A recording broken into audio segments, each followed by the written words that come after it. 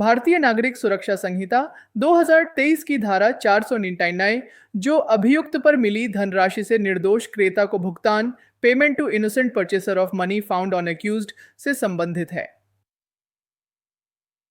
धारा 499 अभियुक्त पर मिली धनराशि से निर्दोष क्रेता को भुगतान।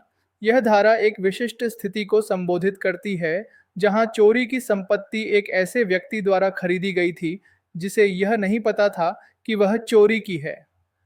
यह धारा उस निर्दोष खरीदार को हुए नुकसान की भरपाई करने का प्रावधान करती है जब कोई व्यक्ति किसी ऐसे अपराध के लिए दोषी ठहराया जाता है जिसमें चोरी, थेफ्ट या चुराई गई संपत्ति प्राप्त करना, रिसीविंग स्टोलन प्रॉपर्टी शामिल है या उसके बराबर है, और यह साबित हो जाता है कि किसी अन्य व्यक्ति ने उससे चुराई गई संपत्ति खरीदी थी बिना यह जाने या यह विश्वास करने का कोई कारण रखे कि वही चोरी की थी, और यह भी कि उसकी गिरफ्तारी पर दोषी व्यक्ति के कब्जे से कोई धन निकाला गया है, तो न्यायालय ऐसे क्रेता खरीदार के आवेदन पर और चुराई गई संपत्ति को उसके कब्जे के हकदार व्यक्ति को वापस करने पर आदेश दे सकता है कि ऐसे धन में से ऐसी राशि जो ऐसे क्रेता द्वारा भुगतान की गई कीमत से अधिक न हो, ऐसे आदेश की तारीख से 6 महीने के भीतर उसे वितरित की जाए।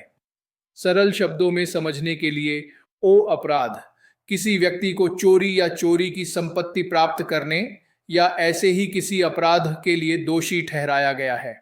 ओ निर्दोष खरीदार यह साबित हो जाता है कि किसी अन्य व्यक्ति ने वह चोरी की संपत्ति दोषी व्यक्ति से खरीदी थी, और महत्वपूर्ण बात यह है कि उस खरीदार को पता नहीं था या यह मानने का कोई कारण नहीं था कि संपत्ति चोरी की थी, यानी वह निर्दोष खरीदार था।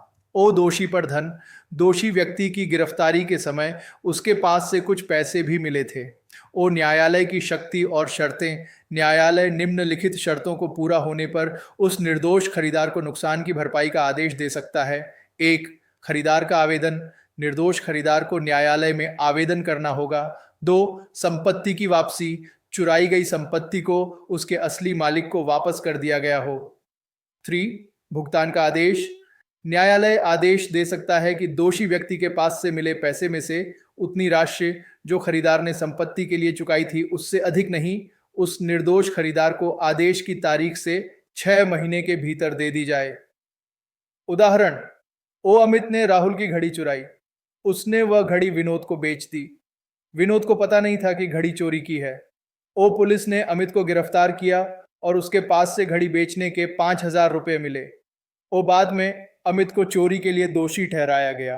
ओ राहुल को उसकी घड़ी वापस मिल गई। ओ विनोद जिसे 5,000 रुपये में घड़ी मिली थी अब न्यायालय में आवेदन करता है। ओ न्यायालय धारा 499 के तहत आदेश दे सकता है कि अमित के पास से मिले 5,000 रुपये विनोद को वापस कर दिए जाएं क्योंकि विनोद निर्दोष खरीदार था। महत्व, ओ निर्दोष पीड़ितों की सुरक्षा यह धारा उन निर्दोष व्यक्तियों को राहत प्रदान करती है जो अनजाने में चोरी की संपत्ति खरीद लेते हैं।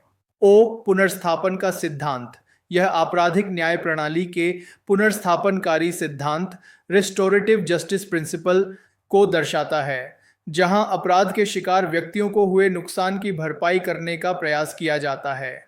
ओ सीमा यह ध्यान रखना महत्वपूर्ण है कि भुगतान की राशि खरीदार द्वारा चुकाई गई कीमत से अधिक नहीं हो सकती और यह दोषी व्यक्ति के पास से जब्त धन से ही की जाएगी। Yes dandy Singh. संक्षेप में धारा 499 न्यायालय को यह शक्ति देती है कि यदि किसी व्यक्ति को चोरी या चोरी की संपत्ति प्राप्त करने के लिए दोषी ठहराया जाता है और यह साबित हो जाता है कि किसी निर्दोष खरीदार ने उससे वह संपत्ति खरीदी थी, तो न्यायालय दोषी से जब्त धन से उस निर्दोष खरीदार को भुगतान की गई कीमत की भरपाई का आदेश दे सकता है, बशर्ते असली मालिक को संपत्ति वापस मिल गई हो। भारतीय नागरिक सुरक्षा संहिता 2023 की धारा 500 जो धारा 428 या धारा 499 के तहत आदेशों के विरुद्ध appeal against orders under section 498 और सेक्शन 499 से संबंधित है।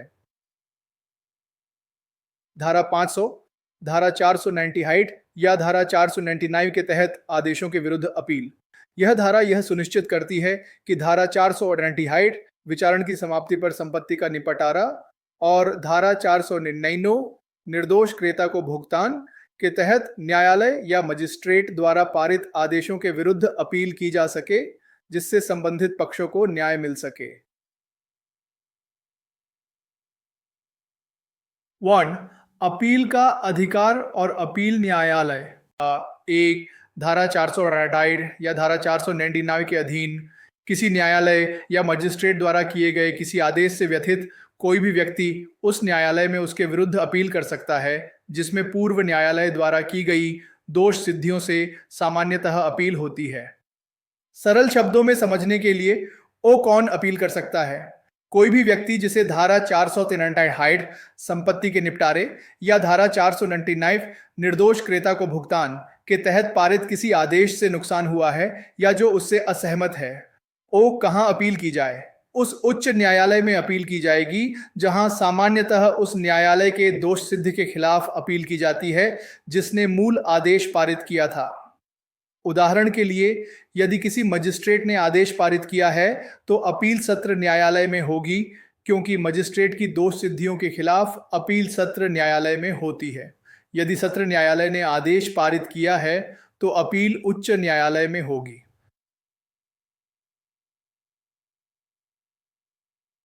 2. अपीलीय न्यायालय की शक्तियां। 2. ऐसी अपील पर अपीलीय न्यायालय अपील के निपटारे तक आदेश को स्थगित स्टे करने का निर्देश दे सकता है या आदेश को संशोधित मॉडिफाई परिवर्तित ऑल्टर या रद्द एनेन्यूल कर सकता है और ऐसे कोई भी अन्य आदेश कर सकता है जो न्याय संगत हों। सरल शब्दों में, जब अपील दायर की जाती है तो अपीलीय न्यायालय के पास कई शक्तियां होती हैं। वह मूल आदेश को रोक सकता है, स्थगित कर सकता है जब तक कि अपील पर फैसला ना आ जाए। वह मूल आदेश को बदल सकता है, उसमें कुछ संशोधन कर सकता है।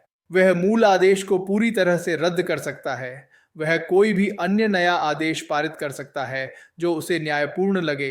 अंडरस्टी यो से 3 अपील पुष्टि या पुनरीक्षण न्यायालय की शक्तियां।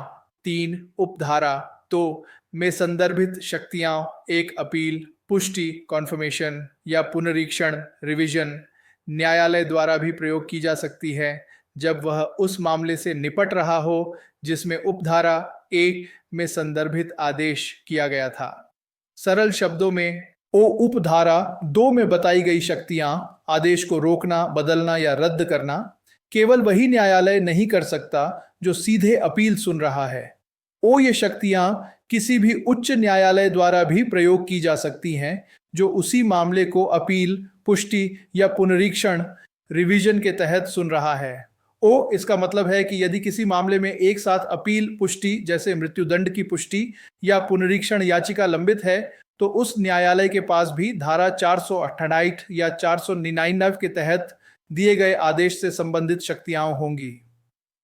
महत्व यह सुनिश्चित करता है कि उच्च न्यायिक मंचों को मामले के सभी पहलुओं, न केवल दोष सिद्धि दोष मुक्ति बल्कि संपत्ति के निपटारे जैसे सहायक आदेशों पर विचार करने और उन्हें ठीक करने की व्यापक शक्ति हो। इस धारा का समग्र महत्व धारा 500, धारा 498 और 499 के तहत पारित आदेशों के खिलाफ न्यायिक समीक्षा का अधिकार प्रदान करके निष्पक्षता और न्याय सुनिश्चित करती है। यह संबंधित पक्षों को यह अवसर देती है कि यदि वे संपत्ति के निपटारे या मुआवजे के आदेश से असंतुष्ट हैं तो वे उच्च न्यायालय में जाकर उसे चुनौती दे सकें। अपीलीय न्यायालयों को पर्याप्त शक्तियां प्रदान की गई हैं ताकि वे न्याय के हित में उचित निर्णय ले सकें जिसमें आदेश को रोकना, संशोधित करना या रद्द करना शामिल है। भारतीय नागरिक सुरक्षा संहिता 2023 की धारा 501 जो अपमानजनक और अन्य सामग्री का विनाश destruction of libellous and other matter से संबंधित है। धारा 501 अपमानजनक और अन्य सामग्री का विनाश। यह धारा न्यायालय को कुछ विशिष्ट अपराधों में दोष सिद्ध होने पर अपराध से संबंधित वस्तुओं को नष्ट करने का आदेश देने की शक्ति प्रदान करती है। इसका उद्देश्य आपत्तिजनक सामग्री को प्रचलन से हटाना है। 1. अपमानजनक या आपत्तिजनक सामग्री का विनाश। एक, भारतीय न्याय संहिता 2023 की धारा 204 मानहानि, धारा 275 सार्वजनिक उपद्रव या धारा 366 की उपधारा 3 और 4 कुछ मामलों में महिलाओं की लज्जा भंग करना या यौन उत्पीड़न के अधीन दोष सिद्धि होने पर न्यायालय उस चीज की सभी प्रतियों को नष्ट करने का आदेश दे सकता है जिसके संबंध में दोष सिद्धि हुई थी और जो न्यायालय की अभिरक्षा में है या दोषी व्यक्ति के कब्जे या शक्ति में है। सरल शब्दों में समझने के लिए, ओ यदि किसी व्यक्ति को भारतीय न्याय संहिता की धारा 244 मानहानि, धारा 250 सार्वजनिक उपद्रव या धारा 336 की उपधारा 3 और 4 महिलाओं के खिलाफ कुछ अपराध के तहत दोषी ठहराया जाता है, ओ तो न्यायालय यह आदेश दे सकता है कि वह सामग्री जैसे मानहानिकारक लेख की प्रतियां, उपद्रव पैदा करने वाली वस्तुएं या आपत्तिजनक सामग्री नष्ट कर दी जाए। ओ यह उन प्रतियों पर लागू होगा जो न्यायालय की हिरासत में हैं या जो दोषी व्यक्ति के कब्जे या नियंत्रण में हैं। उदाहरण, यदि किसी व्यक्ति को मानहानिकारक लेख प्रकाशित करने के लिए दोषी ठहराया जाता है तो न्यायालय आदेश दे सकता है कि उस लेख की सभी शेष प्रतियां, चाहे वे न्यायालय के पास हों या दोषी के पास, नष्ट कर दी जाए। खाद्य, पेय, औषधि आदि का विनाश। 2, न्यायालय इसी तरह भारतीय न्याय संहिता 2023 की धारा 274 खाद्य या पेय में मिलावट, धारा 275 औषधि में मिलावट, धारा 276 नकली औषधि का विक्रय या धारा 277 फर्जी चिकित्सा तैयारी के अधीन दोष सिद्धि होने पर उस खाद्य, पेय, औषधि या चिकित्सा तैयारी को नष्ट करने का आदेश दे सकता है जिसके संबंध में दोष सिद्धि हुई थी।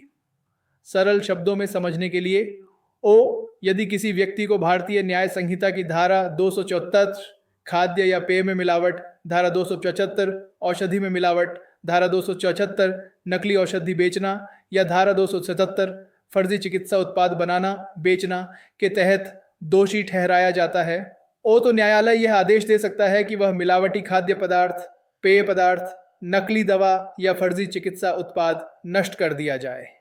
उदाहरण, यदि किसी को नकली दवाएं बेचने के लिए दोषी ठहराया जाता है तो न्यायालय आदेश देगा कि उसके पास मौजूद सभी नकली दवाएं नष्ट कर दी जाए ताकि वे सार्वजनिक स्वास्थ्य को नुकसान न पहुंचा सकें। इस धारा का समग्र महत्व। धारा 501 न्यायालयों को कुछ विशिष्ट अपराधों के मामलों में, खासकर जहां सामग्री जनता के लिए हानिकारक या आपत्तिजनक हो सकती है, अतिरिक्त शक्ति प्रदान करती है। यह सुनिश्चित करती है कि दोषी को दंडित करने के अलावा अपराध के उपकरण या परिणामों को भी समाप्त कर दिया जाए जिससे उनके आगे के प्रसार या दुरुपयोग को रोका जा सके और सार्वजनिक हित की रक्षा हो सके।